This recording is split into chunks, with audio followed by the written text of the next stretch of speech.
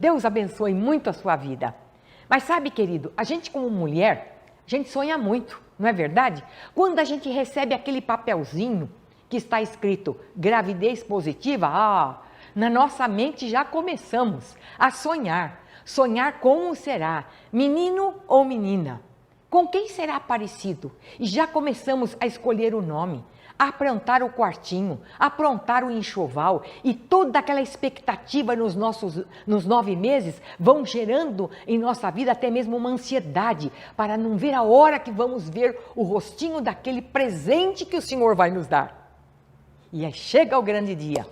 O grande dia depois que completou os 9 meses, então vem aquele pequenino ser.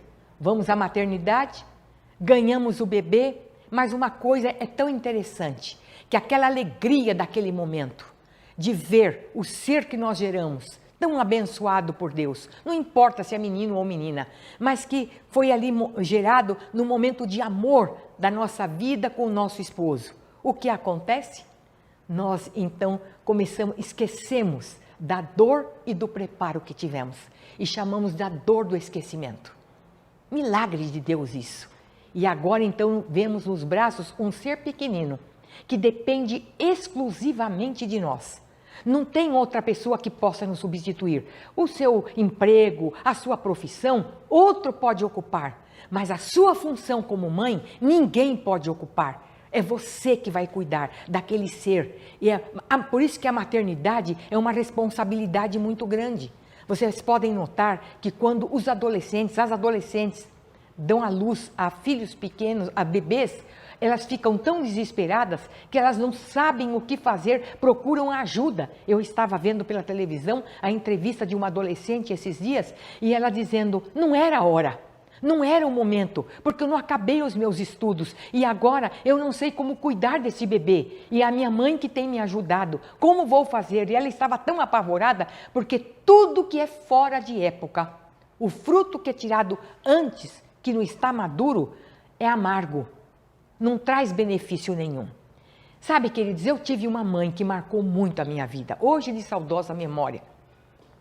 Mas ela marcou a minha vida e me deixou um legado insubstituível, uma riqueza que chama-se Jesus. Mas sabe de uma coisa? Ela marcou a minha vida com a sua vida. Ela marcou de uma maneira tão grande, tanto minha como do meu irmão, como da minha irmã, que hoje a lembrança que temos dela, de uma mãe que mesmo estando em toda a sua fragilidade, com uma enfermidade que ela padecia, ela não saía ali da sua cadeira, porque não podia fisicamente, mas o seu espírito nos fortaleceu, fortaleceu a nossa fé, levou a conhecer Jesus, a ter um encontro com Ele e saber que cada um de nós tinha um chamado diante do Senhor para trabalhar para Ele. E eu me lembrei do Salmo 145, que eu quero deixar com vocês, Salmo 145, 4, que diz assim, uma geração contará a outra geração a grandiosidade dos teus feitos e anunciarão os teus atos poderosos. Eles anunciarão os teus atos poderosos. Eu penso assim, eu passei para os meus filhos estão passando para os meus netos e eles vão continuar contando os atos poderosos que o Senhor fez. E cada vez que eu me lembro disso, eu digo como é bom, como vale a pena uma mãe investir na vida dos seus filhos, investir na sua família, saber que quando ela casou, ela recebeu do Senhor um presente, um ministério, que é cuidar do seu esposo, dos seus filhos. E quando nós quebramos essa prioridade, nós temos desastres terríveis na nossa família, na nossa sociedade, no mundo. E é por isso que o Senhor nos chamou para este ministério tão lindo que é chamado de mãe. Amém, queridos? E sabe de uma coisa? Eu entendo que hoje as mães contemporâneas passam por uma situação muito difícil, porque muitas delas são chefes de família. Muitas delas estão cuidando dos seus filhos e os seus afazeres dentro de casa, fora os seus problemas pessoais. E isso tem dificultado muito. Muitas vezes elas não contam com o esposo, com o companheiro para ajudar nessa tarefa, porque numa construção, numa edificação, numa educação com os filhos, é mãe e pai juntos. tem que estar participando, tem que estar construindo para pensar agora no futuro deles. Porque se é uma coisa que nós queremos, é o melhor para os nossos filhos. Ninguém deseja o pior. Mas quando nós falhamos na estrutura desta construção, nós vamos depois semear, colher frutos não muito doces. A Bíblia diz, tudo que o homem semear, isto também ceifará. Lembrando disso, e eu sei que muitas vezes eu tenho falado a mulheres que não têm um lar completamente, marido e mulher convertidos ao Senhor. Eu posso entender, a maior parte hoje, quando vem falar comigo, diz, pastora, mas meu esposo não é convertido. Eu também vim de um lar assim. Papai se converteu quando eu tinha 13 anos de idade. Então, toda a minha primeira infância, toda a minha infância, quem formou foi a minha mãe. Porque ele, como homem, um homem íntegro, um homem sincero, trabalhador, mas ele não tinha conhecimento das coisas de Deus. Então, a mamãe trabalhou conosco durante esse tempo. E foi tão bom, foi tão produtivo. Hoje eu posso colher os frutos daquilo que foi plantado lá atrás. Então, não há desculpa para que a gente diga assim, mas porque o meu esposo não é, fica difícil para eu fazer. Não, eu conheço o testemunho de muitas mulheres que o marido era alcoólatra, era viciado, mas que elas, por permanecerem firmes e cumprirem com o propósito que Deus deu, os filhos hoje servem ao Senhor. E para isso, eu tomei o caso de duas mulheres na Bíblia que também não tiveram um lar fácil, que também tiveram complicações, que tiveram dificuldades, mas que formaram um homem que foi um verdadeiro discípulo de Jesus. E eu quero que vocês abram comigo, lá em 2 Timóteo, capítulo 1, e nós vamos ler do versículo 4 ao 6, e que diz o seguinte: lembro da sua fé sincera, a mesma em que habitou na sua avó, Lóide, e Eunice, sua mãe, também. E tenho a certeza de que é a mesma fé que também habita em ti. Isso foi a palavra do apóstolo Paulo. Ele tinha tanta segurança do que tinha acontecido na vida de Timóteo, foi produzido pela mãe e pela avó, que ele dizia assim, eu conheço a fé que está em você. Eu conheço que não é hipocrisia. Eu sei que você está fazendo isso, que você serve ao Senhor com todo o seu coração, com toda a sinceridade, porque eu conheço sua avó e sua mãe. Que coisa importante isso. Já imaginou alguém olhar para você ou para os seus filhos e dizer, olha, eu sei que você serve ao Senhor porque eu conheço a tua mãe, eu conheço o teu pai, eu conheço aqueles que ajudaram na formação, eu conheço a sua avó, aqueles que ajudaram na formação da tua vida espiritual. E continuando, queridos, nós vamos ver o seguinte, lá em Atos 16, no versículo 1, está dizendo o seguinte, Paulo, quando chegou em Derbe e Listra, e ali estava um certo discípulo chamado Timóteo, filho de uma judia, crente, mas pai grego, e que moravam em Listra. Veja bem, então começa por aí que a gente vê um lar dividido, completamente dividido, né? O pai era grego, a mãe judia, a mãe convertida, o pai era um homem ímpio, mas que interessante que depois não fala muito do pai dele. Não sei se a mãe ficou viúva, se separou, mas fala muito da mãe e da avó. Que os princípios que Eunice recebeu foi da sua mãe Lóide. E esses princípios, elas trabalharam na vida de Timóteo. E é desde a infância que elas começaram a trabalhar. Então, ali, a palavra de Deus fala sobre isso. Né? Que elas, no mínimo, tiveram uma série de problemas. Teriam talvez que trabalhar, tiveram que investir na vida do filho. Era uma época difícil, financeiramente falando, mas elas o tempo todo transmitindo para ele aquilo que elas estavam vivendo. Interessante que Paulo novamente depois lembra o seguinte, lá em 2 Timóteo 1,5, ele diz assim, trazendo à memória a fé não fingida que em ti há, a qual habitou primeiro na sua avó, Lóide, e em sua mãe, Eunice. Eu estou certo que habita em ti também. Primeiro lá na avó, Primeiro, depois da mãe e agora com ele. E 2 Timóteo 3,15 diz assim: e que desde a sua infância sabes as sagradas escrituras, que podem fazê-lo sábio para a salvação pela fé que há em Cristo Jesus. Tudo isso o apóstolo Paulo estava vendo na vida dele, estava observando, estava vendo o exemplo daquele menino, daquele moço, então, até então jovem. E Paulo sabia que aquelas duas mulheres tinham investido na vida de Timóteo, que tinham deixado um testemunho de vida para ele, que tinha fortificado a sua fé, que tinha colocado nas entranhas do seu coração a verdadeira vida em Cristo Jesus. Minhas queridas, eu quero que vocês lembrem o seguinte, eu tenho uma frase comigo que diz o seguinte: lembre-se, as sementes que semeamos na vida dos nossos filhos não só darão frutos, como hão de ser reconhecidas e seguidas. As pessoas vão olhar, vão reconhecer o que existe na vida dos filhos de vocês e também vão querer seguir, vão saber qual é o segredo. Qual é o segredo? Hoje, quando as mães perguntam para mim, como é que seus filhos você conseguiu colocá-los e deixá-los na igreja? Muitas vezes, como filhos de pastores, vocês sabem que tem muitos problemas, que ouvem muitas coisas e que muitas divisões muitas vezes na igreja, que muitas vezes ouvem falar mal do pai ou da mãe. Como é que você conseguiu? Primeiro, sempre falando com eles coisa que edificasse. Aquilo que não edifica, fora.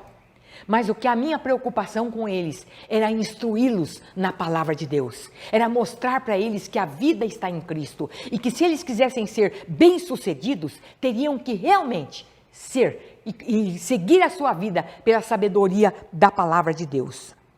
Então, queridos, nós vemos aqui o seguinte, a importância de nós passarmos isso para os nossos filhos. Então, qual é o segredo dessas mulheres que transmitiram esse legado de fé? Eu vejo alguns aspectos aqui. Primeiro, eu vejo, por exemplo, a experiência que elas tinham com Deus. Segundo, a persistência. Terceiro, a determinação. Mas como mães, muitas vezes, nós temos persistência e determinação em outros afazeres, em outras coisas, mas esquecemos da prioridade principal, que é a nossa vida, a nossa intimidade com Deus. Que triste isso! E depois os resultados nós vemos nos nossos filhos, porque eles vão refletir aquilo que nós somos. Então eu vejo aqui a diferença entre um legado e uma herança.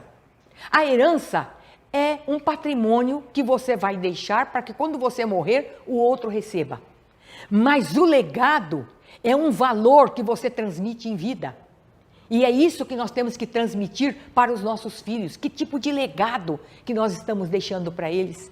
Como é que isso vai repercutir e vai refletir na vida deles? Então vamos ver como foi a caminhada dessas duas mulheres. O primeiro passo foi desde a infância.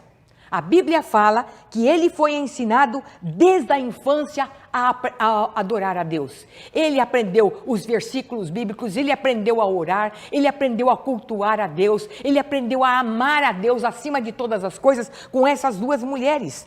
E Paulo tinha até a alegria de dizer, esse é meu verdadeiro filho na fé, de ver a convicção de que Timóteo tinha, né? Timóteo quer dizer aquele que teme a Deus. O seu nome já ensina, já fala sobre tudo isso.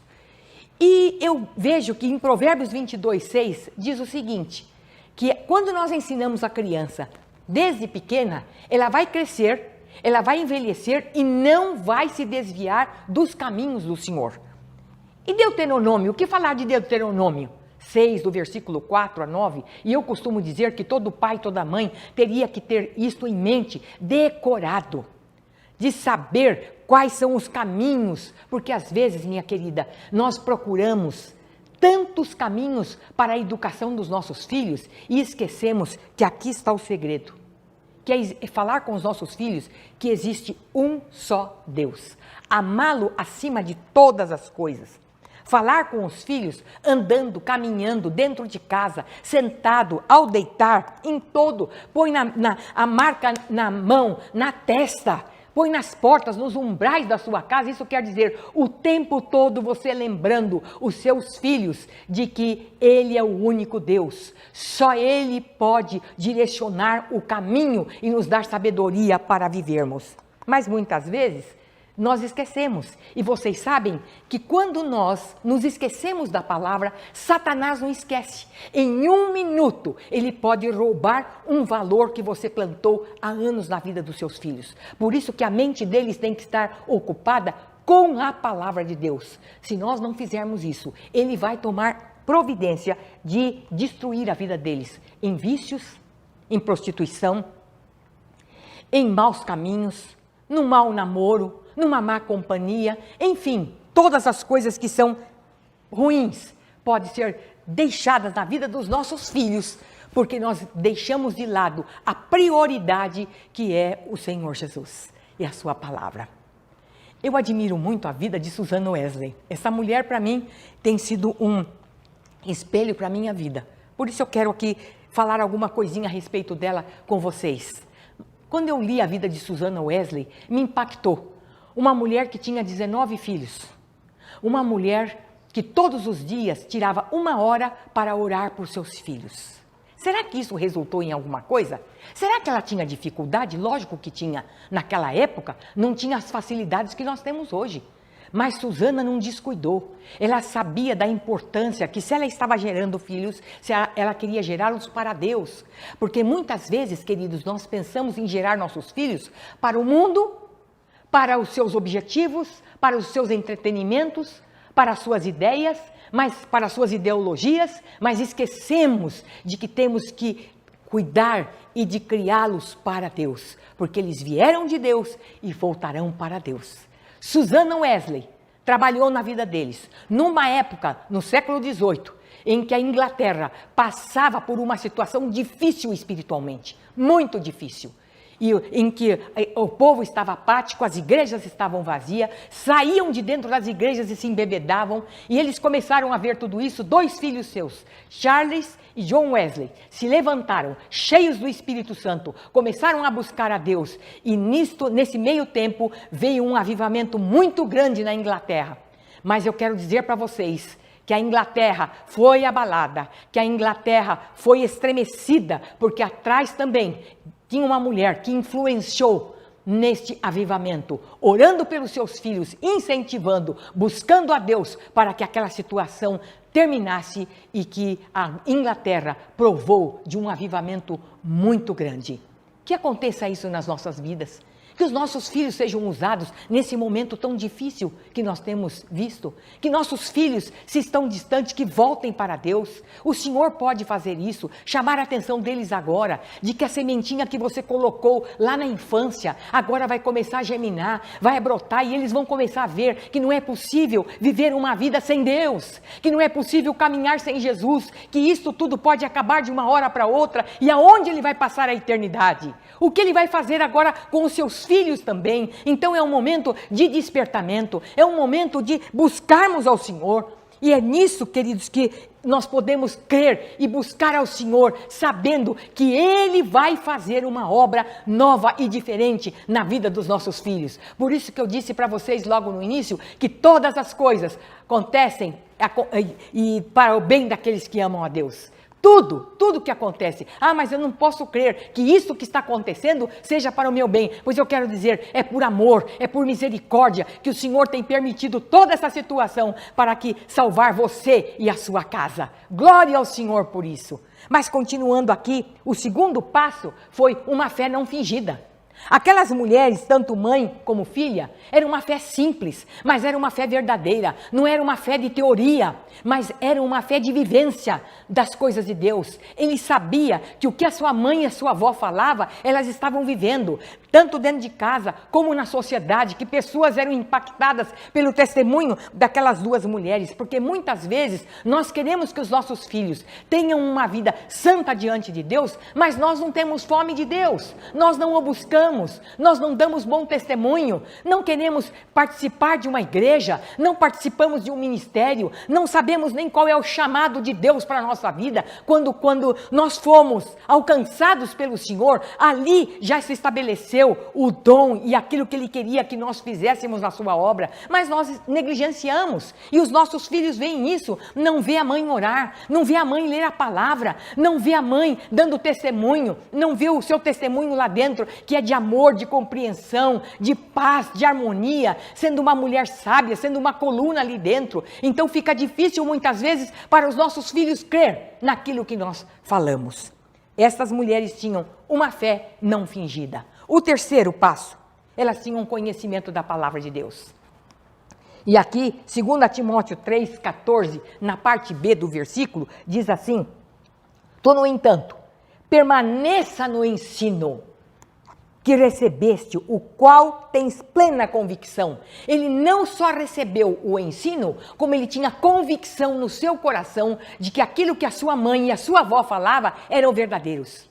Eram palavras sábias, eram palavras tocadas pelo Espírito, que entrou no seu coração e que ele pôde receber aquilo como uma nova vida em Cristo Jesus. Agora, onde estavam Eunice? Onde estão hoje, queridas? As Eunices e Loides para ajudar os seus filhos. Quando eu pensei isso, eu estou falando não só para você, eu estou falando para mim, porque quando eu preparei, a primeira pessoa com quem o Espírito falou foi comigo.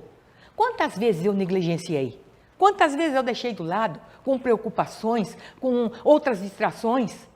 E eu me preocupava e corria depois e dizia: Senhor, me perdoe, eu falhei nisto. Mas o Senhor conhece o nosso coração, Ele sabe da nossa intenção. E uma das coisas que eu mais peço, todas as vezes que eu dobro meus joelhos para orar, é que nenhum dos meus filhos e nenhum dos meus netos abandonem o caminho do Senhor. Hoje sou avó. Não sou talvez daquela avó que só dá presentes, que só elogia, que baba por ser vó. É uma alegria, ser avó é uma doçura. Quero dizer para vocês, eu sou mãe de 6 filhos e avó de 16 netos. Então eu quero dizer para vocês que para mim eles são uma alegria, cada um dentro da sua idade. Muitas vezes eu tenho que entender a linguagem deles. Mas quero dizer para vocês que todas as vezes que eu encontro com eles, a minha palavra é: não descuidem da sua vida espiritual. Vocês podem ser bons médicos, advogados, professores, o que vocês quiserem escolher. Mas se Jesus não for a prioridade da vida de vocês, vocês não serão prósperos e abençoados. E todas as vezes eu estimulo a fé neles. Faço isso com todo o meu coração. E outra coisa, eu profetizo sobre eles. E eu me lembro quando meu neto era menor, eu dizia para ele, colocava as mãos sobre a cabeça e ele olhava para mim e eu dizia: você será um profeta de Deus, homem cheio do Espírito. E eu creio que Deus vai fazer isso na vida de cada um dos nossos netos. Porque a minha maior alegria é saber que eles amam ao Senhor, que eles caminham na verdade. Eu nunca me importei muito, quero dizer para vocês, com as posições que eles iriam ocupar. Foi uma coisa que nunca entrou no meu coração como ambição. Mas Deus sabia que a minha maior ambição é que todos eles servissem ao Senhor. Que todos eles estivessem no caminho do Senhor. E eu pedia sempre para eles: Senhor, não importa se serão missionários, pastores, que se serão bons cristãos, porque nem todos é chamado para o ministério, mas o importante é que eles sejam cristãos dignos, Senhor, cristãos verdadeiros, que tenham um coração realmente voltado para Ti. O quarto ponto aqui, queridos: Timóteo era cheio do Espírito Santo. Este foi o resultado. Este foi o resultado da vida dele. Nós vemos Timóteo agora ajudando Paulo. Paulo o tempo todo, admirando a vida dele. Vendo da maneira como estava marcado no seu coração as palavras que a sua avó e que a sua mãe falou. A vida verdadeira cristã nele. Paulo ficou praticamente assim, sempre ligado ao coração do Timóteo. E o que ele fez é o seguinte: o resultado disso tudo é que ele consagrou Timóteo com imposição de mãos, passando para ele dons, e depois então o tornando pastor da igreja de Éfeso, pelo qual ele serviu 15 anos esta igreja. Tal era a confiança do apóstolo Paulo na vida de alguém simples, humilde e que foi criado por sua mãe e por sua avó, mas que se tornou um grande homem de Deus, que a Bíblia fala sobre ele. Então, queridos, lembre-se que para marcar a vida dos seus filhos, o primeiro templo são os seus braços. O segundo altar é os seus joelhos. E o terceiro é o seu testemunho. O seu testemunho vai contar muito diante de Deus e diante dos seus filhos. Quem você é dentro de casa. Quem você é como mãe. Não é para fora, não é quando você vai dirigir um grupo, ou se você tem a liderança de algum departamento na igreja, ou então se você é uma pastora. Não importa. O importante é como é que você se comporta ali, qual tem sido o seu testemunho, qual tem sido a sua palavra, o seu aconselhamento para os seus filhos. Então, eu vejo nisso, a lição que eu tiro para mim é o quanto uma mãe pode influenciar na vida do seu filho e fazer dele um verdadeiro cidadão dos céus, como Lloyd e Eunice fizeram, de Timóteo, um verdadeiro discípulo do Senhor Jesus Cristo. Qual o legado que você tem deixado para os seus filhos? O que é que você está impactando a vida deles? Só na frente da televisão? Só vendo programas? Só falando coisas que não têm edificado? Lembre-se de uma coisa, o seu filho está olhando para você, seu filho e sua filha. Quando eu digo filho, é no sentido genérico. Seu filho e sua filha estão olhando para você, vendo o seu exemplo, vendo o seu testemunho. Marque a vida deles. Lembre-se de uma coisa, Deus vai honrar o que você fizer, a tomada de posição que você tiver hoje diante do Senhor. Ele vai honrar a sua vida, seus filhos serão salvos e toda a sua geração servirá ao Senhor. Deus abençoe vocês. Vamos orar. Pai bendito, nesse dia tão precioso que é o Dia das Mães, eu peço a Ti, Pai, que a Tua graça esteja no coração das minhas irmãs, daquelas que me ouvem.